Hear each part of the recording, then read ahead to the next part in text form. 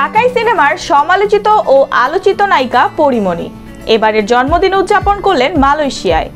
এবারের জন্মদিনের কিছু মুহূর্ত শেয়ার করেছেন সামাজিক যোগাযোগ মাধ্যমে এবং তার সহকর্মীরা সেই ছবিগুলো শেয়ার করে আবেগঘন শুভেচ্ছা জানিয়েছেন তাকে। ছবিগুলোতে দেখা যায় জন্মদিনের আয়োজনে মিষ্টি মুখেই ধরা দিয়েছেন পরীমণি। এই সময় তার সঙ্গে ছিলেন সহকর্মীরা। আর ছবিগুলো সামাজিক যোগাযোগ মাধ্যমে প্রকাশ করেন তার কস্টিউম ডিজাইনার গোলাম হোসেন।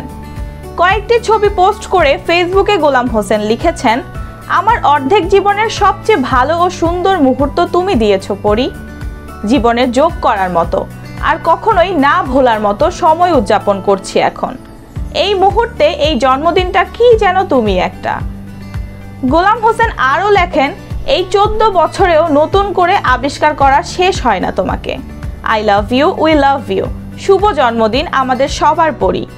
তার সাথে দিয়েছিলেন ভালোবাসার একটি ইমোজি।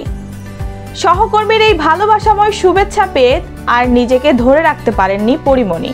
সঙ্গে 3টি ভালোবাসা ও চুমুর ইমোজি দিয়ে মন্তব্য ঘরে লিখেন, তুমি একটা আমি।